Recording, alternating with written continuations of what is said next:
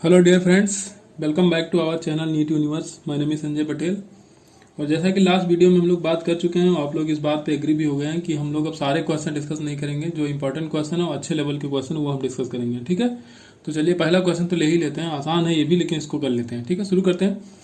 तो यहाँ पे टाइम पीरियड ऑफ वाइब्रेशन दिया गया है 2 बार मिनट्स का। ठीक है, तो एक बार क्या करना है, सम, और दूसरी बार डिफरेंस पोजीशन पे दिया गया है यहाँ पे टाइम पीरियड 4 सेकंड और 6 सेकंड रेस्पेक्टिवली कहा गया है। ठीक है, तो इसमें क्या करना है, टाइम पीरियड का जो फॉर्मूला होता है टी इक्वल टू क्या होता है, टी इक्वल टू 2 पाई, फिर रूट में होता है आई अपान एम वी एच। आई होता है मोमेंट ऑफ इनर्शिया, एम होता है वहां पे मैग्नेटिक मोमेंट। ठीक है, और बी होता है मैग्नेटिक फील्ड। तो सेम मैग्नेटिक फील्ड है यहाँ पे, पोजीशन चेंज करी गई उनकी। ठीक है, तो एक बार दोनों का क्या करेंगे, जो मैग्नेटिक मोमेंट होगा एक बार दोनों को ऐड कर लेंगे, दूसरी बार दोनों को सब्सट्रैक्ट करेंगे। ठीक है, तो इनवर्स रिलेशन होता है, तो जब ऐड करेंगे तो जो टाइम पीरियड आएगा वो कम आएगा, और जब सब्सट्रैक्ट करेंगे तो वो ज्यादा आएगा। ठीक है, तो यहाँ पे T1 upon T2 equal to root of M1 minus M2 upon M1 plus M2। क्योंकि यहाँ पे T1 जब था 4 सेकंड तो वो था जब दोनों को ऐड कर रहे थे। ठीक है, तो इनवर्स रिलेशन होता है, क्योंकि टी का जो फार्मूला होता है क्या होता है, 2 पाई आई अपान एम वी एच। ठीक है, ये फार्मूला होता है। तो अब इसी में वैल्यू रखना है हमको, तो सारी वैल्यूज रख लेना, क्योंकि T1 और T2 की वैल्यू दी गई। ठीक है, स्क्वायर करोगे यहाँ पे M1 माइनस M2 आ जाएगा, यहाँ पे M1 प्लस M2 आ जाएगा।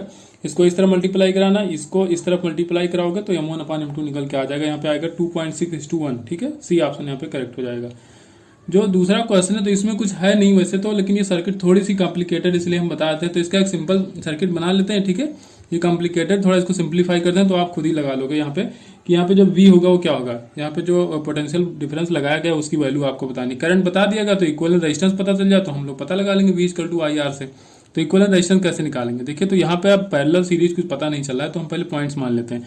तो इसको मानो कि ये A पॉइंट है, ये आपका हो गया B पॉइंट। ठीक है, यहाँ मान लो सी पॉइंट है, तो जब ये सी है तो ऐसे जाओगे, एक वायर लगा दिएगा तो इसका ये भी सी हो जाएगा, सेम पॉइंट, क्योंकि बीच में कोई रेजिस्टेंस नहीं है तो पोटेंशियल ड्रॉप नहीं होगा। तो जो इस पॉइंट का पोटेंशियल होगा वही इस पॉइंट का पोटेंशियल होगा। ठीक है, अब इसको मान लो कि ये डी पॉइंट है। ठीक है, ये डी पॉइंट है।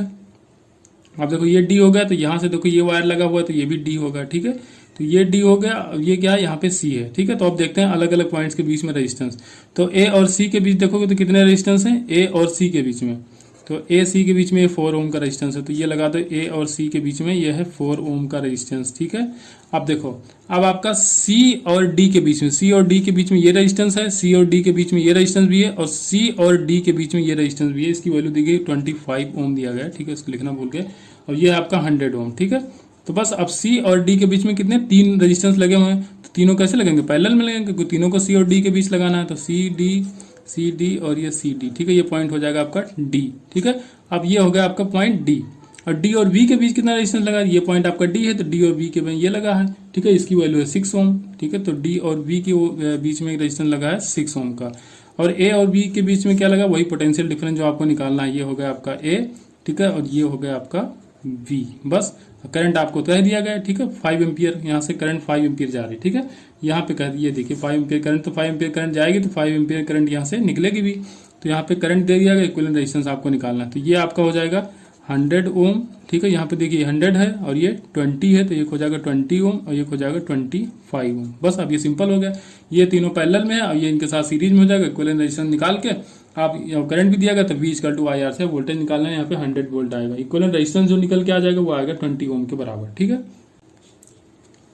क्वेश्चन नंबर 3 है, देखिए पोटेंशियोमीटर का क्वेश्चन है। इसमें जो पोटेंशियोमीटर का वायर है उसको कहा गया है कि उसका जो रेजिस्टेंस है वो 15 आर के बराबर है, और इंटरनल रेजिस्टेंस जो है स्मॉल आर के बराबर है। बैटरी इसमें लगाई गई है ई। ठीक है, और इसका जो लेंथ दिया गया है पोटेंशियोमीटर वायर का 600 सेंटीमीटर का आ गया। तो इसमें पूछा गया कि बैलेंसिंग लेंथ आपको बताना है। तो बैलेंसिंग लेंथ के लिए क्या करोगे, पीजी निकालो, पीजी को फिर उस लेंथ से मल्टीप्लाई करा के, और जिस बैटरी का पोटेंशियल हमको बैलेंस करना है उसके बराबर करो। तो इसको E/2 को बैलेंस करना है, तो यहाँ पे करोगे E/2।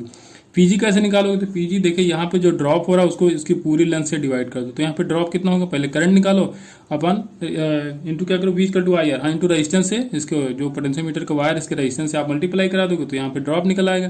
फिर इसके टोटल लेंथ से डिवाइड कर दोगे तो पर यूनिट लेंथ जो ड्रॉप आएगा वो आ जाएगा, उसी को हम पीजी बोलते हैं। और जितना लेंथ से बैलेंस होगा उससे मल्टीप्लाई कराओगे तो आपका E/2 के बराबर आना चाहिए। चलो देख लेते हैं। तो आई निकालना, तो आई के लिए ये वाली जो प्राइमरी सर्किट है ये बैटरी करंट फ्लो कराएगी। तो E/R, आर कितना 15 आर ये, और ये हो जाएगा 16 आर। ठीक है, ये हो गया करंट इंटू इसके पोटेंशियोमीटर वायर में ड्रॉप देखना है तो इसका रेजिस्टेंस हमको मल्टीप्लाई कराना होगा। तो ये हो गया आई, ये हो गया आर, तो V equal to I R होगा। पर यूनिट लेंथ चाहिए तो 600 सेंटीमीटर से डिवाइड करो अब एल लेंथ पे बैलेंस हो रहा है तो एल लेंथ यहाँ डिवाइड मल्टीप्लाई करा तो बस सारी वैल्यूज यहाँ पे कैंसिल हो जाएंगी। आर से आर कैंसिल हो जाएगा, ई से ई कैंसिल आउट हो जाएगा। 600 को इस तरफ लाओगे 15 आएगा, इसके नीचे 16 ले जाओगे ऊपर तो एल की वैल्यू यहाँ पे निकल के आ जाएगी 320 सेंटीमीटर के बराबर। क्वेश्चन नंबर 4 दिया गया। देखिए क्वेश्चन नंबर 4 हम कराएंगे नहीं, बस थोड़ा सा बता दे रहे हैं। इसमें देखिए एक्सएल और एक्ससी दोनों की वैल्यू सेम है, ठीक है। एक्सएल एक्ससी सेम है तो यहाँ पे वीएल और वीसी भी सेम होंगे, तो यहाँ पे जो वोल्ट मीटर की रीडिंग होगी हो जाएगी 0, क्योंकि ये रेजोनेंस कंडीशन भी हो जाएगा, ठीक है। तो यहाँ पे जो आपका इंपीडेंस निकल के आएगा जेड वो रेजिस्टेंस के बराबर ही आएगा। तो जब करंट आपको चाहिए एमीटर यहाँ पे करंट मापेगा, ठीक है। तो करंट कितना हो जाएगा, वी बाई आर करोगे तो आर दिया है 55 ओम और V दिया है 110 वोल्ट, तो V बाई आर करोगे तो यहाँ पे 2 एम्पियर आएगा। तो जो मेजरमेंट आएगा इसमें, तो एमीटर जहाँ पे मेजर करेगा 2 एम्पियर, वोल्ट मीटर में 0 होगा, ठीक है, 0 वोल्ट। क्वेश्चन नंबर 5 यहाँ पे देखिए इंडक्टर में जो एनर्जी स्टोर है वो दिया गया 32 जूल। तो इससे आप इंडक्टेंस निकाल लेना L, क्योंकि U equal to half LI square से L यहाँ से निकाल लेना, ठीक है। फिर पावर दिया गया है, ठीक है। तो पावर इजकल टू क्या करोगे, I स्क्वायर R करोगे, ठीक है। I यहाँ पे दिया गया है और पावर दिया गया, तो यहाँ से क्या निकाल लोगे, R निकाल लोगे। अब आपको चाहिए टाइम कांस्टेंट। टाइम कांस्टेंट क्या होता है, L बाई आर होता है, ठीक है। टाइम कांस्टेंट क्या होता है, L बाई आर होता है। तो L की वैल्यू वहां पोटेंशियल एनर्जी से निकाल लेना, R की वैल्यू पावर से निकालना, दोनों रखोगे आपका आंसर आ जाएगा 0.2 सेकंड। क्वेश्चन नंबर 6 देखिए, ये अच्छा क्वेश्चन। कोई सर्कुलर रिंग है जिसका रेडियस R दिया गया है, यूनिफॉर्म लीनियर डेंसिटी यहाँ पे सिग्मा दी गई है, ठीक है। लैम्डा दिया गया है coulomb per metre, XY plane में रखा गया है, ठीक है। तो यहाँ पे एक कोऑर्डिनेट लिया गया है 0,0, R बाई रूट 2, ठीक है। तो ये जेड एक्सिस पे होगा, क्योंकि Y एक्सिस 0, X एक्सिस, तो जेड एक्सिस मतलब कहीं पे ऊपर है, ठीक है। इस पॉइंट पे निकालना है आपको। तो ये रिंग है, तो रिंग की वजह से जो इलेक्ट्रिक फील्ड का फार्मूला होता है उसके एक्सिस पे क्या होता है, KX Q अपान R प्लस X की पावर 3/2। बस सारी वैल्यूज रखो, यहाँ पे आंसर आ जाएगा, ठीक है। अब Q की वैल्यू देख लेना, क्योंकि जो लीनियर चार्ज डेंसिटी क्या होता है, लीनियर चार्ज डेंसिटी यहाँ पे जो Q है इसकी जगह रखोगे लैम्डा इंटू 2πr, क्योंकि इसका जो रेडियस दिया गया है वो R दिया गया है। तो इसका सरकमफ्रेंस कितना हो जाएगा, या लेंथ कितनी हो जाएगी, 2πr हो जाएगी, इंटू जो लीनियर डेंसिटी उससे मल्टीप्लाई कराओगे तो टोटल चार्ज निकल के आ जाएगा। तो चार्ज Q की जगह आपको रखना है लैम्डा 2πr, ठीक है। बस बाकी जो यहाँ पे x है, x की वैल्यू क्या रखोगे, R अपान रूट 2 रखोगे। बस इसको सॉल्व करोगे आपका आंसर आ जाएगा। अगर रख के देखना चाहो तो यहाँ पे हो जाएगा k की वैल्यू 1/4π एप्सिलॉन नॉट, Q की जगह क्या रखोगे 2πr इंटू लैम्डा, x की वैल्यू रखना है R by root 2 upon R plus x की वैल्यू R बाई रूट 2। यहाँ पे हो जाएगा ये स्क्वायर होगा, ठीक है। R स्क्वायर x स्क्वायर होगा तो ये हो जाएगा R स्क्वायर, यहाँ पे R स्क्वायर, यहाँ रूट 2 का स्क्वायर करोगे तो बाई 2 आ जाएगा, ठीक है। तो बस अब इसी को आपको सिंप्लीफाई करना है। यहाँ से 4π से 2π कैंसिल आउट करोगे तो यहाँ पे बाई 2 आ जाएगा, ठीक है। और फिर थोड़ा सा इसको और सिंप्लीफाई करोगे तो यहाँ पे आ जाएगा, ऊपर हो जाएगा 3r/2, ठीक है। यहाँ पे आ जाएगा 3r/2 की पावर 3/2, ठीक है। तो और थोड़ा सिंप्लीफाई करते हैं इसको पूरा, चलो करा देता हूँ मैं इसको। यहाँ पे हो जाएगा R, ये हो जाएगा आपका लैम्डा, ये हो जाएगा R बाई रूट 2, R से R नहीं, R स्क्वायर होगा, R से R कटेगा नहीं। यहाँ पे हो जाएगा 2 लैम्डा, अब यहाँ हो जाएगा 3r स्क्वायर बाई 2, ठीक है। 3r स्क्वायर बाई 2 की पावर 3/2। तो 3/2 को क्या लिख सकते हो, 3√3 लिख सकते हो, बाई 2 है, ठीक है। बाई 2 था तो उसको भी लिख सकते हो 2√2, क्योंकि पावर क्या है 3/2 है। और ये r स्क्वायर रहेगा, तो r स्क्वायर की पावर 3/2 करोगे तो आ जाएगा आपका r³, ठीक है। तो यहाँ से 2 से 2 कैंसिल आउट हो जाएगा, √2 से √2 कैंसिल आउट हो जाएगा। अब यहाँ से ये हो जाएगा r और r स्क्वायर, r³ कैंसिल होगा तो यहाँ पे r बच जाएगा, ठीक है। तो यहाँ पे रहेगा आपका आंसर जो बच जाएगा वो हो जाएगा लैम्डा 3√3। देखिए यहाँ पे क्या बचा है 3√3 एप्सिलॉन नॉट, और क्या बचेगा यहाँ पे एक r बचा हुआ है, ये हो जाएगा आपका आंसर। क्वेश्चन नंबर 7 है भी आसान क्वेश्चन, इसमें कुछ नहीं करना, बस वैल्यू रखना है, ठीक है। पोटेंशियल दिया गया है 2 पॉइंट्स का, यहाँ पे A पॉइंट का 20 वोल्ट दिया गया, B पॉइंट का -20 वोल्ट दिया। वर्क डन पूछा है, चार्ज यहाँ पे दिया गया है, ठीक है। तो कुछ करना नहीं है, W equal to Q V final minus V initial करोगे आपका आंसर आ जाएगा। लेकिन यहाँ पे इलेक्ट्रॉन का आएगा तो इलेक्ट्रॉन की वैल्यू माइनस में रखना, -1.6 × 10⁻⁻19 आपका आंसर। क्वेश्चन नंबर 8 है, देखिए आसान क्वेश्चन। इसमें कोई चार्ज पार्टिकल है जिसको मैग्नेटिक फील्ड में थ्रो किया गया है परपेंडिकुलर टू द फील्ड, ठीक है। तो इसमें कहा गया क्या चेंज होगा, मोमेंटम चेंज होगा कि काइनेटिक एनर्जी की, दोनों चेंज होगा कि किसी में चेंज होगा। तो भैया देखिए मोमेंटम चेंज होगा, क्योंकि वेलोसिटी उसकी चेंज होगी, क्योंकि डायरेक्शन चेंज हो जाएगा तो वेलोसिटी चेंज हो जाएगी। तो मोमेंटम चेंज होगा, लेकिन काइनेटिक एनर्जी में कोई चेंज नहीं होगा, क्योंकि जो परपेंडिकुलर डायरेक्शन है तो वहाँ पे कोई रिजल्टेंट फोर्स नहीं लगेगा, ठीक है। फोर्स लगेगा तो रेडियल डायरेक्शन में लगेगा, तो वो सिर्फ और सिर्फ उसकी डायरेक्शन चेंज करेगा, ठीक है। फोर्स जो लगेगा उसकी वेलोसिटी के परपेंडिकुलर लगेगा तो वो डायरेक्शन चेंज करेगा, तो उससे वेलोसिटी चेंज होगी और उससे चेंज हो जाएगा मोमेंटम। लेकिन काइनेटिक एनर्जी चेंज इसलिए नहीं होगी क्योंकि स्पीड में कोई चेंज नहीं हो रहा है। तो ऑप्शन यहाँ पे पहला आपका करेक्ट हो जाएगा। क्वेश्चन नंबर 9 यहाँ पे दिया गया, कोई चार्ज पार्टिकल है, इसमें कहा कि यूनिफॉर्म मैग्नेटिक फील्ड में घूम रहा है ये, ठीक है। वेलोसिटी वेक्टर 45 डिग्री है मैग्नेटिक फील्ड से, ठीक है। तो आपसे पिच बताना है, इसमें आपको पिच बताना है। तो पिच क्या हो जाए, पिच इक्वल टू जो उसका हॉरिजॉन्टल कंपोनेंट होगा वेलोसिटी का v cos थीटा, ठीक है, जो हॉरिजॉन्टल डिस्टेंस बढ़ा रहा हो, तो v cos theta into time period करोगे, तो टाइम पीरियड की वैल्यू तो 2πm/qb, बस वैल्यूज रखो, आपका आंसर आ जाएगा। इसमें आंसर आएगा सी ऑप्शन, p/2π के बराबर, ठीक है। क्वेश्चन नंबर 10 है, इसमें आपको बताना है ग्राफ, ठीक है, टेम्परेचर T और x में, ठीक है। आपको ग्राफ बताना है कि कैसा होगा। यहाँ पे आपको दिया गया जो हीट फ्लो है dq/dt वो क्या होता है, K(A)T-T0/x, ठीक है। तो अब देखिए जब एनर्जी फ्लो होती है ना तो क्या होता है, धीरे धीरे जैसे जैसे x बढ़ाते जाओगे तो यहाँ पे कम होता जाएगा, ठीक है, तो मतलब डिक्रीमेंट होगा, तो यहाँ पे माइनस साइन लगा देते हैं।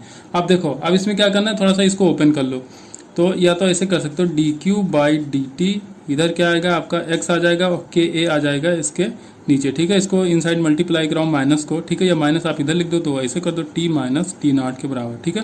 तो T0 को इस तरफ ले आओ तो t इक्वल टू क्या हो जाएगा, T0 माइनस dq/dt और x/Ka, ठीक है। dq/dt को यहाँ पे कहा गया कांस्टेंट रेट से हीट फ्लो हो रही है, तो dq/dt क्या हो जाएगा यहाँ पे कांस्टेंट हो जाएगा, ठीक है।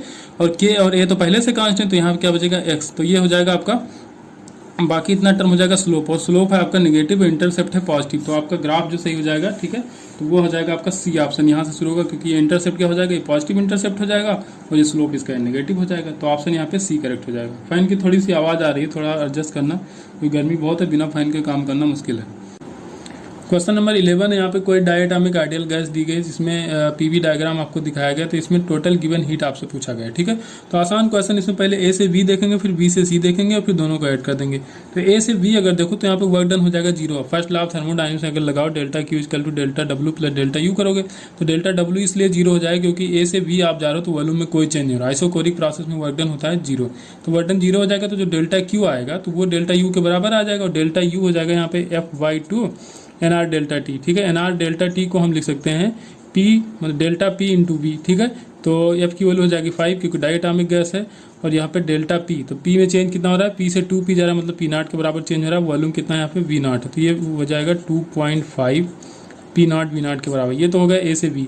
अब V से C आप जाइए, तो V से C यहाँ पे क्या, ये आइसोथर्मल कर्व है, आपको कहा गया है, ठीक है, क्वेश्चन में ही दिखा दिया गया, ये आइसोथर्मल कर्व है। तो अब देखना आइसोथर्मल में डेल्टा U 0 हो जाएगा, ठीक है, डेल्टा U क्या हो जाएगा 0, और जो डेल्टा W होगा वही डेल्टा Q के बराबर हो जाएगा। तो बस अब डेल्टा W आपको देख लेना है, तो डेल्टा W जो आइसोथर्मल प्रोसेस के लिए वही हमको यहाँ पे देखना है, ठीक है। तो चलिए देखते हैं। तो डेल्टा W का फार्मूला यहाँ पे ये लगा सकते हो आप, NR डेल्टा T, ठीक है, ln V2/V1, ठीक है, या इसको लिख सकते हो डेल्टा P इंटू वी, ठीक है, डेल्टा P इंटू वी भी लिख सकते हो, यहाँ देख सकते हो ना यहाँ पे, क्योंकि NR डेल्टा T को आप चेंज कर सकते हो, यहाँ पे ln है तो यहाँ पे अगर log बेस 10 में चेंज करना है तो 2.3 से मल्टीप्लाई भी कराना पड़ेगा, ठीक है। तो अब यहाँ पे हमको उस पॉइंट का प्रेशर लिखना है, ठीक है, B से C जाना है तो B पॉइंट का प्रेशर हो जाएगा 2P0, ठीक है, और यहाँ पे वॉल्यूम हो जाएगा V0 के बराबर, और फिर ln, ठीक है, यहाँ पे V2 है 2V0 के बराबर और V1 है V0 के बराबर, तो V0 V0 कैंसिल, तो ln2 हो जाएगा। ln2 की वैल्यू होती है 0.69 और 0.7 मान सकते हो, 0.7 इंटू 2 करोगे तो 1.4 मान सकते हो आप इसको, P0 V0, ठीक है, 1.4 और यहाँ 2.5 तो आ जाएगा 3.9 P0 V0 के बराबर, ठीक है। ये Q1 आ जाए, इसको Q2 मानो, Q1 प्लस Q2 दोनों को ऐड करोगे तो आ जाएगा 3.9 P0 V0 के बराबर। क्वेश्चन नंबर 12 दिया गया, देखिए यहाँ पे पीटी ग्राफ दिया गया, आपसे पीवी ग्राफ पूछा है, कौन सा सही है। तो पहले ऑप्शन मैच कराते चलना। तो चलिए शुरू करते हैं ए से बी।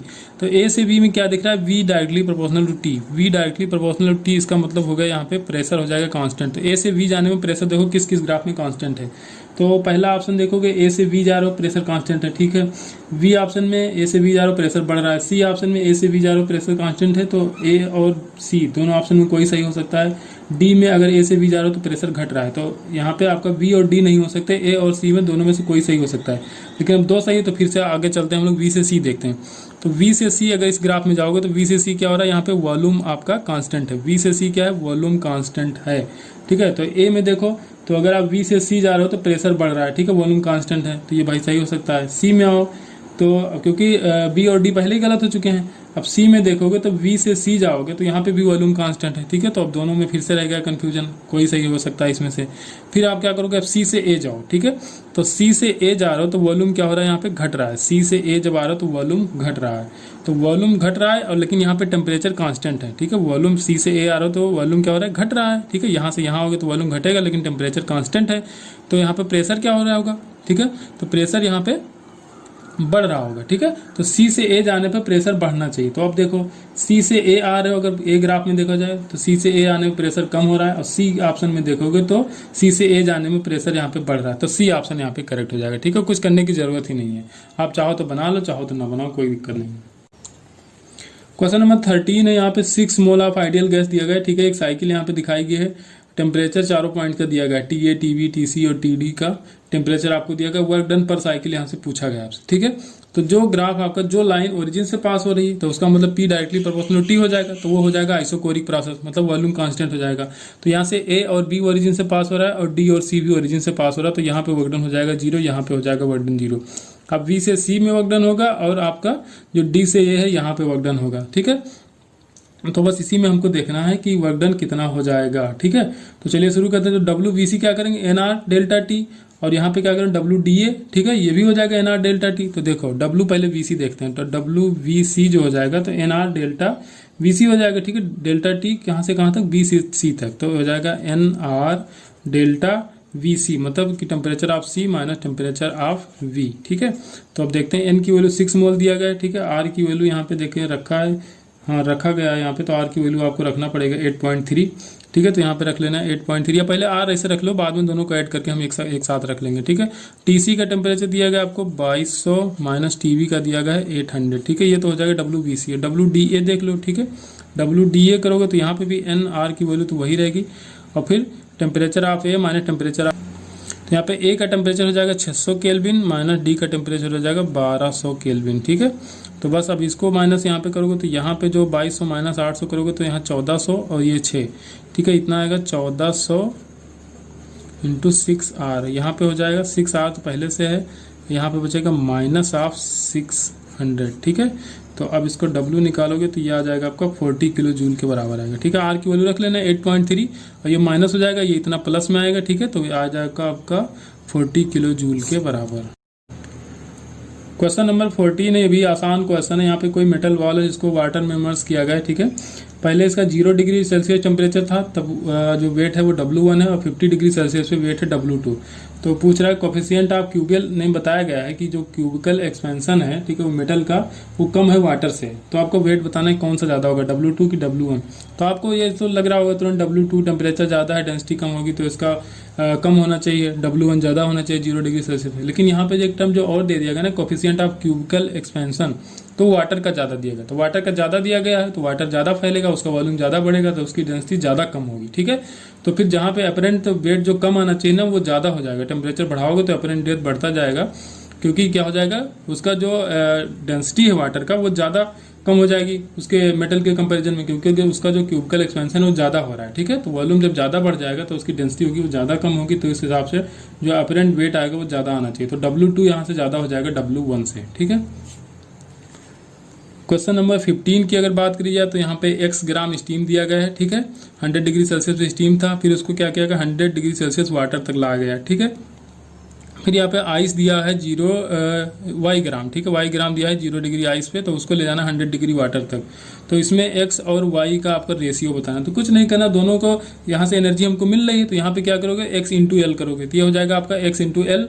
ये क्या होगा, स्टीम किस में कंडेंस हो जाएगी, वाटर में। यहाँ पे क्या होगा, पहले 0 डिग्री आइस से 0 डिग्री वाटर में आओगे, तो यहाँ पे फेज चेंज हो रहा है, तो y इंटू 80 कर दोगे, यहाँ पे x इंटू 440 किया था, 540 किया था।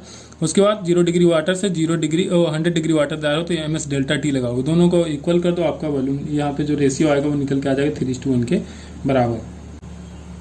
क्वेश्चन नंबर 16 है, यहाँ पे देखिए 2 पुली दी गई है, ठीक है। इसमें वेट लटकाया गया है, ये यहाँ पे D है और ये भी एक वेट लटकाया गया है यहाँ पे।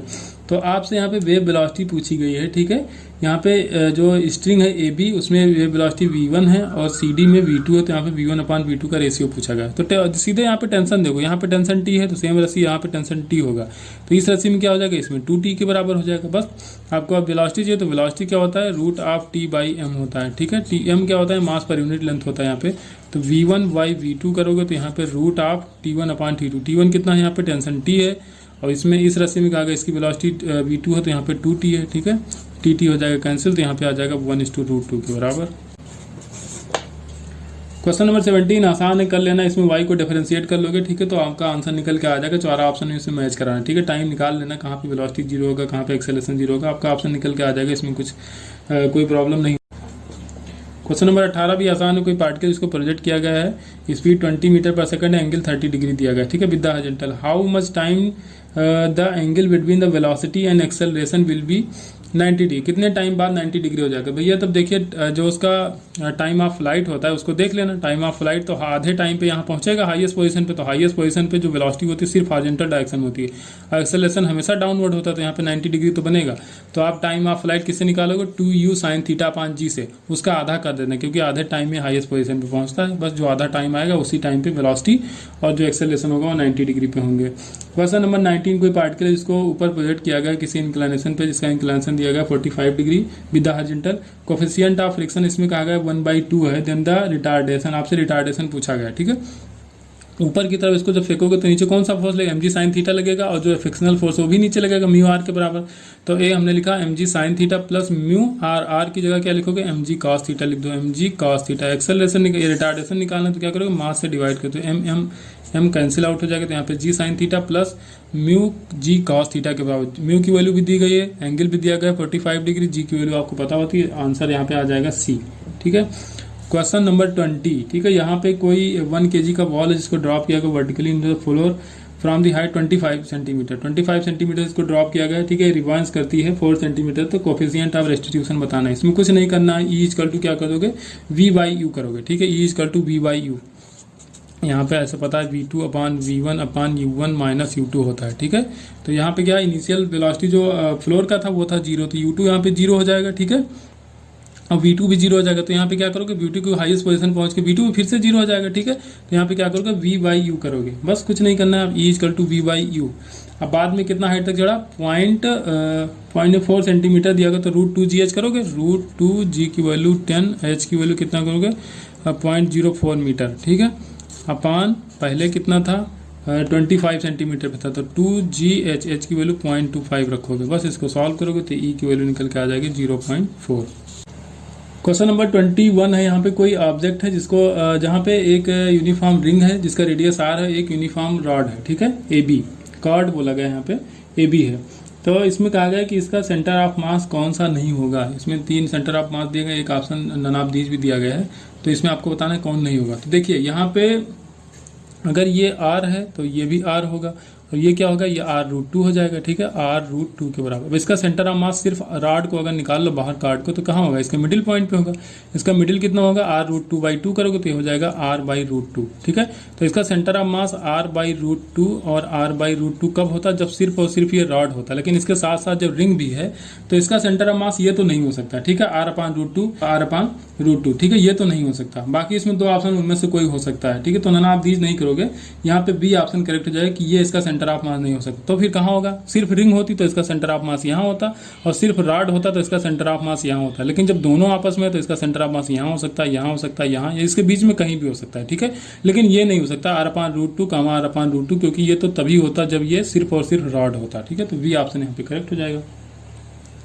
क्वेश्चन नंबर 22 आसान है, इसमें कर लेना। सेंटर ऑफ मास की स्पीड चेंज नहीं होगी क्योंकि कोई एक्सटर्नल फोर्स नहीं लग रहा है, ठीक है। सॉल्व करके भी देख सकते हो और ऐसे भी देख सकते हो, ठीक है। ऑप्शन इसका डी करेक्ट हो जाएगा। क्वेश्चन नंबर 23, कोई वॉल है जो हॉरिजॉन्टल सरफेस से मूव कर रही है, ठीक है, आइडेंटिकल वॉल से टकराती है ये, और उसकी पहले वेलोसिटी कितनी थी 50 सेंटीमीटर पर सेकंड थी, ठीक है। आफ्टर कोलिजन कह रहा उसकी वेलोसिटी कितनी हो जाती है, फर्स्ट बॉल की 30 सेंटीमीटर पर सेकंड हो जाती है, तो यहाँ पे सेकंड बॉल की स्पीड बतानी। तो भैया देखिए इलास्टिक कोलिजन यहाँ पे काइनेटिक एनर्जी को बैलेंस कर दो, ठीक है। हाफ mv² करो पहले का, और दूसरे का रेस्ट में था तो 0 हो जाएगा, इक्वल टू दोनों के क्या कर दोगे, half m1 v1² plus half m2 v2², ठीक है। यहाँ पे v2 निकल के आ जाएगा, कोई दिक्कत नहीं होनी चाहिए इसमें। क्वेश्चन नंबर 24 अच्छा क्वेश्चन है। यहाँ पे बैंकिंग एंगल को अगर कांस्टेंट रखा जाए, ठीक है, वेलोसिटी में 10% का इंक्रीमेंट कर दिया जाए, तो आपको बताना है कि इसके रेडियस में कितना चेंज होगा। तो टेन थीटा क्या होता है, V square upon R G होता है। टेन थीटा कांस्टेंट करोगे तो आर जी इक्वल टू क्या हो जाएगा, वी स्क्वायर। तो जी यहाँ पे कांस्टेंट, तो आर हो जाएगा directly proportional to V square, ठीक है। तो R two upon R one हो जाएगा V two upon V one का होल स्क्वायर के बराबर, ठीक है। वी टू को क्या क्या 10% इंक्रीज कर दिया, तो यहाँ पे हो जाएगा 1.1 वी वन, ये हो जाएगा वी वन, इसका करोगे स्क्वायर, यहाँ पे हो जाएगा आर, बस इसको सॉल्व कर लेना, ये हो जाएगा 121, ठीक है। तो यहाँ पे हो जाएगा 1.21 इंटू आर, ठीक है। तो देखिए अब रेडियस इसमें दिया गया था शायद, हाँ 20 मीटर दिया गया था, ठीक है। तो आपको क्या करना है, यहाँ पे 20 रख दो, तो 20 से मल्टीप्लाई कराओ तो 24.2 आ जाएगा। क्वेश्चन नंबर 25 देखिए, यहाँ पे काइनेटिक एनर्जी ऑफ सैटेलाइट कहा गया around the earth is double. Kinetic energy को डबल करोगे अगर, तो उसकी वेलोसिटी क्या होगी, √2 टाइम्स हो जाएगी। तो वेलोसिटी जो आ जाएगी वो हो जाएगा √2 टाइम्स वी नॉट, और √2 टाइम्स वी नॉट ये किसके बराबर होता है, ये वी ई, मतलब इसके वेलोसिटी के बराबर होता है। इसके वेलोसिटी क्या होता है, 2gm अपान आर होता है। तो gm अपान क्या होता है, आर, ये हो जाएगा वी नॉट के बराबर, √2 हो जाएगा, तो ये हो जाएगा इसके वेलोसिटी के बराबर। इसके वेलोसिटी के बराबर हो जाए तो वो क्या होगा, वहाँ अपने पॉइंट से स्केप कर जाएगा। The satellite will escape into the space, ठीक है, स्पेस में क्या हो जाएगा, स्केप कर जाएगा। क्वेश्चन नंबर 26, ये भी दो सैटेलाइट हैं जिनका मास दिया गया है, ठीक है। मास का रेशियो है 3:1, और सर्कुलर ऑर्बिट में इनका जो रेडियस दिया गया है आर एंड 4r दिया गया, ठीक है, दोनों का रेडियस। तो ratio of total mechanical energy, total mechanical क्या करना है यार, E equal to -gme upon 2r करना, ठीक है। तो जो मैकेनिकल एनर्जी होगी directly proportional to m upon r के हो जाएगी, ठीक है। बस यहाँ से सॉल्व कर लेना। क्वेश्चन नंबर 27, यहाँ पे कहा गया कि अगर डेसिपेशन एनर्जी को स्टडी करना है सिंपल पेंडुलम को, ठीक है, स्टूडेंट कोई ग्राफ बनाता है, ठीक है, square root of time and amplitude, तो ग्राफ क्या होगा, ठीक है। तो ये होता है आपका जो ए स्क्वायर टी इक्वल टू होता है कांस्टेंट, ठीक है। तो यहाँ से अगर ए पे स्क्वायर हटाओगे तो टी पे क्या होगा, रूट आ जाएगा, ठीक है। तो ए √2 इक्वल टू हो जाएगा, ए √t इक्वल टू हो जाएगा यहाँ पे कांस्टेंट। तो अगर ए और टी के बीच में ग्राफ बनाओगे, ठीक है, तो यहाँ पे क्या बन जाएगा, हाइपरबोला बनेगा, ठीक है। ए और टी के बीच में हाइपरबोला ग्राफ बन जाएगा, तो बी ऑप्शन यहाँ पे करेक्ट हो जाएगा। क्वेश्चन नंबर 28, ये भी आसान क्वेश्चन है। If the same weight is suspended from 3 spring, ठीक है, सेम वेट को सस्पेंड किया गया 3 स्प्रिंग से, ठीक है, उसमें लेंथ का रेशियो दिया गया 1:3:5। तो पीरियड ऑफ ऑसिलेशन, ठीक है, पीरियड ऑफ ऑसिलेशन जो टी होता है वो इनवर्सली प्रोपोर्शनल टू के होता है, ठीक है, इनवर्सली प्रोपोर्शनल टू के होता है। और के क्या होता है, के यहाँ पे होता है इनवर्सली प्रोपोर्शनल टू एल होता है, ठीक है, के इनवर्सली प्रोपोर्शनल टू एल होगा। तो जो टी होगा वो डायरेक्टली प्रोपोर्शनल टू हो जाएगा रूट ऑफ एल के, ठीक है। तो यहाँ पे एल का रेशियो दिया गया, तो जो टाइम पीरियड होगा उसका रेशियो वही हो जाएगा। तो 1:3:5 हो जाएगा, क्योंकि जो लेंथ का रेशियो दिया था 1:3:5 दिया था, तो टाइम पीरियड क्या हो जाएगा, रूट के फॉर्म में हो जाएगा। तो √1 का तो 1 ही आएगा, √3 और √5 हो जाएगा, ठीक है। यहाँ पे बी ऑप्शन करेक्ट हो जाएगा। क्वेश्चन नंबर 29, यहाँ पे यूट्यूब है जिसका बेस लेंथ एल दिया गया है, ठीक है, और इसमें 2 लिक्विड भरी हुई है, ठीक है। एक का डेंसिटी रो है, दूसरे का 2 रो के बराबर है। ये मूव कर रहा है, एक्सेलरेशन इसका दिया गया है ए हॉरिजॉन्टल प्लेन में। If the height difference between the 2 surfaces, ठीक है, बिकम 0, हाइट डिफरेंस जो होना चाहिए वो है 0, ठीक है। यहाँ पे कोई दूसरी लिक्विड भरी हुई है जिसका डेंसिटी यहाँ पे रो है, इसका 2 रो के बराबर, ठीक है। और हाइट जो डिफरेंस है मतलब कि सेम लेवल तक दोनों में लिक्विड भरा हुआ है इतने एक्सेलरेशन के बाद भी, ठीक है। तो आपसे कहा गया then the height h is given by, ठीक है। तो बस इस पॉइंट का प्रेशर निकाल लो, इस पॉइंट का प्रेशर निकाल लो, ठीक है। दोनों का प्रेशर क्या करोगे, इक्वल कर दोगे, आपका आंसर आ जाएगा, ठीक है। तो चलिए शुरू करते हैं। यहाँ क्या करोगे, ρgh के बराबर करो, इधर क्या करोगे 2ρg इंटू एच प्लस, अब देखिए हॉरिजॉन्टल सरफेस पे प्रेशर डिफरेंस निकालना होता है, ठीक है। तो यहाँ पे क्या करोगे 2ρ, इतनी ये लेंथ कितनी है L/2, तो L/2 इंटू ए, एक्सेलरेशन कितना है ए के बराबर है, इजिकल टू यहाँ पे क्या करोगे ρgh, यहाँ पे करोगे तो ρgh, यहाँ पे जो इसका एटमॉस्फेरिक प्रेशर वो भी ऐड होगा, ठीक है। तो P0 ऐड कर, दोनों तरफ कैंसिल हो जाएगा, लेकिन अब भाई प्रोसीजर तो करना ही पड़ेगा। P0 प्लस ρgh प्लस यहाँ पे क्या करो, क्योंकि ये नेगेटिव डायरेक्शन में, ठीक है, ये क्या है आपका यहाँ पे नेगेटिव डायरेक्शन में है, तो इसको क्या करोगे माइनस में लिखना, क्योंकि एक्सेलरेशन आपका इधर है, ठीक है। तो यहाँ पे क्या करो माइनस ऑफ ρL/2 इंटू ए करोगे, ठीक है। तो बस इसको आपको सॉल्व करना, आपका आंसर आ जाएगा। एच की वैल्यू जो निकल के आ जाएगी वो 3AL/2G के बराबर, बस इसको सॉल्व कर लेना है। बस यहाँ पे साइन में थोड़ा सा ध्यान रखना, ये होगा नेगेटिव और ये यहाँ पे होगा पॉजिटिव, ठीक है, क्योंकि आगे कौन सा है, ये लिक्विड आगे है, ये क्या होगा, ये पीछे की तरफ जाना चाहेगा, ठीक है, ये लिक्विड आगे की तरफ आना चाहेगा, तो इसका साइन नेगेटिव होगा, इसका साइन हो जाएगा पॉजिटिव। ये थोड़ा सा ध्यान रखना, तब ये निकल के आएगा, नहीं तो गलत हो जाएगा। क्वेश्चन नंबर 30 देखना, work done to get an smaller equal size spherical drop from the bigger size, ठीक है। तो इसमें कुछ करना नहीं, वर्क डन क्या होता है, यहाँ पे जो भी नेट वर्क डन होगा वो increase in area into surface tension कर देना, तो आपका वर्क डन निकल के आ जाएगा। अब एरिया कैसे निकालोगे, तो जो स्मॉल रेडियस आएगा आर, वो हो जाएगा आर अपान एन की पावर 1/3, ठीक है। स्मॉल आर इजकल टू हो जाएगा कैपिटल आर अपान एन की पावर 1/3, तो इससे रेडियस निकल के आ जाएगा और उसी से आप निकालोगे सरफेस एरिया, ठीक है। तो surface area final surface area minus initial surface area करोगे, ठीक है, ठीक है। Final surface area minus initial surface area into tension, ठीक है, सरफेस टेंशन, तो उससे मल्टीप्लाई करोगे तो आपका W की वैल्यू जो निकल के आ जाए, तो W डायरेक्टली प्रोपोर्शनल टू हो जाएगा n की पावर 1/3 माइनस हाफ 1, ठीक है। इसको डायरेक्टली भी याद कर सकते हो और डायरेक्टली याद भी रखना है, इसको सॉल्व मत करना एग्जाम में। क्वेश्चन नंबर 31 में कुछ करना नहीं, इसमें रिलेशन बिटवीन लेंथ और रेडियस पूछा गया है, ठीक है। और इसमें कहा गया if the moment of inertia about its axis is equal to that about its equatorial axis, ठीक है। इक्वेटोरियल एक्सिस और इसके एक्सिस में मोमेंट ऑफ इनर्शिया सेम है, ठीक है। तो आपको एल और आर में रेशियो रिलेशन बताना है, ठीक है। तो यहाँ पे क्या करोगे, आप यहाँ पे सीधे क्या करोगे, mr²/2 करोगे पहले एक्सिस के थ्रू, mr²/2, फिर इक्वेटोरियल पे करना है तो क्या करोगे ml/12 plus mr²/4। Question number 32 है, आसान क्वेश्चन, इसमें 2 डायोड लगाएगा, तो देखिए D2 को तुरंत हटा देना क्योंकि रिवर्स बाइसिंग कंडीशन में, तो इसको हटा दो। बाकी डायोड का रेजिस्टेंस 50 ओम शायद दिया गया, हाँ 50 ओम दिया गया, तो उसको 150 में ऐड करोगे तो हो जाएगा 200 ओम, और 100 ओम और दिया गया इसमें, तो 300 ओम टोटल रेजिस्टेंस हो जाएगा। V/R करोगे तो 100 ओम में करंट जो आएगी वो 0.02 एम्पियर के बराबर आ जाएगी। क्वेश्चन नंबर 33, ठीक है। यहाँ पे कोई सैंपल है, रेडियो एक्टिव डिके हो रहा है इसका, साइमल्टेनियसली एक साथ हो रहा है, प्रोसेस ए और प्रोसेस बी दिया गया, 2 प्रोसेस के थ्रू हो रहा है इसका डिके। तो प्रोसेस ए का हाफ लाइफ 1/2 आवर है और प्रोसेस बी का 1/4 आवर है। तो 2 आवर्स के बाद में कितना बचेगा, इनिशियल अमाउंट उसका n0 के बराबर था। तो देखिए यहाँ पे कहा गया कि आधे घंटे तो पहला वाला प्रोसेस चलता है, for the first half hour, first process के थ्रू ये डिके होता है, तो फर्स्ट मतलब a/2, तो उसका आधा घंटे में क्या हो जाएगा, आधा हो जाएगा, ठीक है। पहले आधे घंटे, 2 घंटे आपको चलना है तो पहले आधे घंटे ये, फिर नेक्स्ट 1 घंटे इस प्रोसेस के थ्रू होना है, फिर नेक्स्ट आधे घंटे दोनों प्रोसेस एक साथ चलेंगे, तो यहाँ पे आपको बताना है। तो अगर पहला आधा घंटा इसके थ्रू चलो तो क्या होगा, n0/2 हो जाएगा, ठीक है।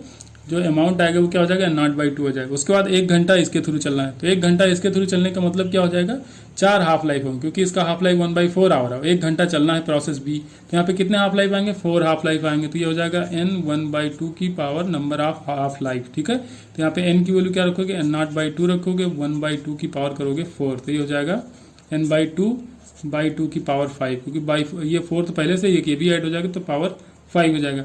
अब क्या करना है, अब आधे घंटे और बच रहा है, आधे घंटे ये प्रोसेस चला, 1 घंटे ये प्रोसेस चला, अब आधे घंटे दोनों एक साथ चलेंगे, तो दोनों एक साथ चलेंगे तो ये क्या करेगा, आधे घंटे में ये आधा करेगा, मतलब 2 की पावर और ऐड होगा 1, और ये क्या करेगा, आधे घंटे में 2 बार कम कर देगा, क्योंकि इसकी हाफ लाइफ 1/4 है, तो इसका करोगे 2 की पावर 2, तो टोटल हो जाएगा 2n0/2 की पावर 8 के बराबर, ठीक है। क्वेश्चन नंबर 34 आसान, इसको पढ़ के कर लेना, ठीक है, इसमें कुछ है नहीं, इसे सॉल्व कराने कोई मतलब नहीं है। क्वेश्चन नंबर 5 भी ऐसे ही, इसको भी सॉल्व कर सकते हो बड़ी आसानी से। क्वेश्चन नंबर 36, ठीक है, 36 में थ्रेशोल्ड फ्रीक्वेंसी आपको दिया गया है, ठीक है, और एनर्जी दी गई 6.2 इलेक्ट्रॉन वोल्ट, स्टॉपिंग पोटेंशियल भी दिया गया है, इंसिडेंट रेडिएशन लाई। देखिए यहाँ पे वेवलेंथ कैलकुलेट कर लेना, ठीक है। यहाँ से फोटो इलेक्ट्रिक इक्वेशन जो आपका आइंस्टीन का है उससे क्या करोगे, वेवलेंथ निकालोगे, और वेवलेंथ फिर याद होना चाहिए कौन किसकी रेंज की है, तो इसकी वेवलेंथ आएगी लगभग 1100 एंगस्ट्रॉम के बराबर, तो वो अल्ट्रा वायलेट रीजन की होगी, ठीक है। इसको सॉल्व करना, आप वेवलेंथ पहले निकालना इसका, उसके बाद आपको याद करना पड़ेगा अलग अलग रेंज, इसका कोई और तरीका नहीं है। क्वेश्चन नंबर 37 है, ratio of maximum wavelength Lyman series in hydrogen spectrum to maximum wavelength in the Paschen. भैया देखिए इसमें भी कुछ नहीं, 1/λ इक्वल टू क्या करोगे, RZ² 1/n1² माइनस 1/n2², ठीक है। जब मैक्सिमम वेवलेंथ पूछे तो n2 की वैल्यू मिनिमम रखना, ठीक है। जब मिनिमम पूछता है तो n2 की वैल्यू मैक्सिमम रखना पड़ता है, बस इतना ध्यान रखोगे आपका आंसर निकल के आ जाएगा। 38 गेट का क्वेश्चन है, बहुत आसान है, इसको भी सॉल्व कर सकते हो आप लोग। Question number 39, minimum number of NOR gates are required to make NAND gate. भैया 3 नार गेट लगते हैं एंड गेट बनाने में। एंड गेट बनाने में कितने गेट नार गेट लगते हैं, ये हो जाएगा आपका नार गेट, और ये कि ये हो जाएगा, ठीक है। ये ऐसे बनाएंगे नहीं तो गड़बड़ हो जाएगा, ये आ जाएगा ए, ये हो जाएगा वी, तो यहाँ से निकल के आ जाएगा आपका वी बार, यहाँ पे आ जाएगा ए बार, ठीक है। और यहाँ से अगर एक नार गेट और लगाया जाए तो यहाँ पे क्या हो जाएगा, ए बार प्लस वी बार का बार, क्योंकि ये भी नार गेट है, ठीक है। तो अब ये क्या हो जाएगा, बार को काटोगे साइन चेंज करोगे तो ए डॉट बी आ जाएगा, ठीक है। ए डॉट बी ये क्या हो जाएगा आपका, ये हो जाएगा नैंड गेट। अब फिर से एक आर गेट लगाओ, आर गेट लगाना है, ठीक है, नार गेट लगाओगे तो ये क्या हो जाएगा, ए डॉट वी के बार था, फिर से बार लगाओगे तो क्या हो जाएगा आपका ए डॉट बी, ठीक है। यहाँ पे ए बार क्यों आएगा, ए डॉट बी आएगा ना, बार हटाओगे तो क्या होगा, ए डॉट बी केवल बचेगा, इसको इस तरफ ले आओगे तो क्या हो जाएगा, ए डॉट बी का बार, तो ये हो जाएगा नैंड गेट। तो टोटल 4 यहाँ पे नार गेट लगेंगे। क्वेश्चन नंबर 40, इसमें भी कुछ नहीं है, ये याद करने वाला क्वेश्चन। इसमें देखिए जो हैवी ड्रॉप होता है उसका होता है इमीटर होता है, ठीक है। हैवीली डोप्ड क्या होता है, इमीटर होता है। हाईली डोप्ड जो होता है वो बेस होता है, ठीक है। कलेक्टर जो होता है वो मॉडरेटली डोप होता है। तो डोपिंग का आपको रेशियो याद रखना है, ठीक है, ऑर्डर याद रखना है। क्वेश्चन नंबर 41 आपको करना है to get maximum current through the resistor 2.5 ohm, ठीक है। यहाँ पे एम नंबर ऑफ रो दी गई, एक रो में एन सेल लगी हुई है, ठीक है, और यहाँ पे इंटरनल रेजिस्टेंस 0.5 दिया गया बैटरीज का, ठीक है। तो आपको बताना है एम और एन की वैल्यू कितनी होगी, और टोटल नंबर ऑफ सेल यहाँ पे 45, तो टोटल 45 तो एम इंटू एन हो जाएगा 45 के बराबर। लेकिन अब अलग अलग वैल्यू कैसे निकाले जाए ये हमको देखना है। तो देखिए एक्सटर्नल रेजिस्टेंस यहाँ पर दिया गया 2.5 ओम। तो इस तरह की कंडीशन जब भी दी हो कि एक्सटर्नल रेजिस्टेंस में मैक्सिमम करंट हमको चाहिए, तो जो टोटल इंटरनल रेजिस्टेंस हो उसको एक्सटर्नल रेजिस्टेंस के बराबर करना होता है, ठीक है। ये कंडीशन होती है, अगर एक्सटर्नल रेजिस्टेंस में मैक्सिमम करंट चाहिए तो इंटरनल रेजिस्टेंस को उसके बराबर कर दो। तो इंटरनल रेजिस्टेंस कितना होगा, तो एक अगर देखा जाए एक रो में तो कितना हो जाएगा, एन आर के बराबर हो जाएगा। Total number of cell N है और प्रत्येक का आर आर आर है, तो कितना हो जाएगा एन आर। लेकिन अब एन आर ये पैरेलल में भी लगी हुई है, कितना है एम के बराबर, तो ये हो जाएगा एन आर अपान एम, ठीक है। तो आपका जो एन आर अपान एम है वो आना चाहिए एक्सटर्नल रेजिस्टेंस यानी कि 2.5 ओम के बराबर। आर की वैल्यू रख दो 0.5, तो आर को इसके नीचे लाओ, 0.5 करोगे ये 5 टाइम्स जाएगा, तो एन इजकल टू हो जाएगा 5 एम के बराबर, ठीक है। बस आंसर आ गया आपका। एन की जगह रखो 5 एम, तो 5 एम स्क्वायर हो जाएगा, 5 एम स्क्वायर, तो एम स्क्वायर इजकल टू हो जाएगा 45 अपान 5 मतलब 9, तो एम की वैल्यू आ जाएगी 3, तो एम की वैल्यू 3, तो एन की वैल्यू कितनी 15 आ जाएगा, ठीक है। तो यहाँ पे ए ऑप्शन करेक्ट हो जाएगा। क्वेश्चन नंबर 42, यहाँ पे 3 थिन प्रिज्म दिया गया है, ठीक है। ए दिया गया क्राउन ग्लास और ये भी क्राउन ग्लास है, यहाँ पे एक फ्लिंट ग्लास ए डैश है, ठीक है। यहाँ पे जो इसका रिफ्रैक्टिंग एंगल है वो ए डैश के बराबर है। तो आपको कहा गया कि इसमें कोई डिस्पर्सन नहीं होना चाहिए, ठीक है। यहाँ पे कोई डिस्पर्सन नहीं होना चाहिए, तो इसका मान लो कि डिस्पर्सन θ1 है, इसका θ2 है, इसका है θ3। तो ये दोनों पॉजिटिव डिस्पर्सन देंगे तो ये उल्टा लगा होता है नेगेटिव देगा, तो θ1 माइनस θ2 और माइनस θ3 इजकल टू प्लस θ3, ठीक है। ये प्लस डायरेक्शन में, ये भी प्लस, ये देगा नेगेटिव, तो तीनों की वैल्यू होना चाहिए 0। तो θ1 माइनस θ2 प्लस θ3 होना चाहिए यहाँ पे 0, ठीक है। और डिस्पर्सन का जो फार्मूला होता है वो क्या होता है, mu V minus mu R into A, ठीक है। क्या होता है mu V minus mu R, ठीक है। जो रेड का म्यू होता है, नहीं वायलेट का जो म्यू होता है माइनस रेड का म्यू इंटू जो रिफ्लेक्टिंग एंगल होता है। तो देखिए बस वैल्यू सारी रखनी है आपको, कुछ करना नहीं यहाँ पे। तो यहाँ पे क्या हो जाएगा, या θ2 को इस तरफ लिख सकते हो आप, θ1 प्लस θ3 इजकल टू हो जाएगा θ2 के बराबर। अब वैल्यूज रखो, θ1 तो यहाँ पे दिया था रिफ्लेक्टिव इंडेक्स का दिया है म्यू आर, ठीक है। तो यहाँ पे क्या करो mu V minus mu R, तीनों कलर का दिया हुआ है, तो mu V minus mu R into इसका रिफ्लेक्टिंग एंगल है ए, और दोनों का सेम ही है, दोनों सेम प्रिज्म है, तो यहाँ पे 2 से मल्टीप्लाई करोगे, क्या करोगे बार बार लिखते हो इंटू 2 कर दोगे, ये किसके बराबर म्यू 2, म्यू 2 यहाँ पे क्या है म्यू वी का डैश माइनस म्यू आर का डैश इंटू ए डैश, ठीक है। आपको रेशियो किस में बताना है, आपको शायद रेशियो इसमें ए डैश अपान ए बताना है, तो ए डैश ये होगा, ए इसके नीचे चला आएगा, तो इधर क्या बचा रहेगा 2 mu V minus mu R upon mu dash minus mu R, बस यहाँ पे बच जाएगा 2 mu V minus mu R upon mu V dash minus mu R का डैश के बराबर। तो ऑप्शन यहाँ पे बी करेक्ट हो जाएगा। क्वेश्चन नंबर 43, कोई रिफ्लेक्टिंग एंगल ऑफ प्रिज्म दिया गया 60 डिग्री, मिनिमम डेविएशन दिया गया 30 डिग्री, ठीक है। तो इसमें कुछ नहीं करना है, वो म्यू का फॉर्मूला आपको याद है ना, साइन थीटा, ठीक है। थीटा की जगह क्या रखोगे ए प्लस डेल्टा मिन बाई 2, ठीक है। तो ए प्लस डेल्टा मिन बाई 2 को किसके बराबर रखोगे, एंगल ऑफ इंसिडेंस के बराबर रख दोगे, क्योंकि जो म्यू होता है क्या होता है साइन आई अपान साइन आई होता है, ठीक है। तो आई इक्वल टू क्या रखोगे ए प्लस डेल्टा बाई 2, यहाँ पे ए और डेल्टा की वैल्यू आपको दी गई, ऑप्शन आपका निकल के आ जाएगा 45 डिग्री, ठीक है। 45 डिग्री यहाँ पे आएगा।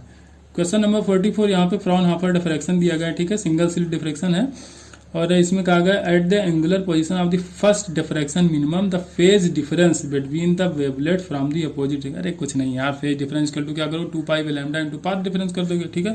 फेज डिफरेंस डेल्टा फाई, ठीक है, डेल्टा फाई इजकल टू हो जाएगा 2 pi by lambda into path difference. Path difference क्या होता है यहाँ पे ए साइन थीटा इजकल टू होता है एन लैम्डा के बराबर। फर्स्ट मिनिमा तो यहाँ पे एन की वैल्यू फर्स्ट रखोगे तो यहाँ पे रखो, या ए साइन थीटा रखो या सीधे लैम्डा रख दो, तो 2 pi by lambda into delta x की जगह क्या रखोगे ए साइन थीटा, ये होता है पाथ डिफरेंस, तो ये हो जाएगा लैम्डा के बराबर, तो लैम्डा लैम्डा कैंसिल आउट हो जाएगा, आंसर आ जाएगा 2 पाई के बराबर।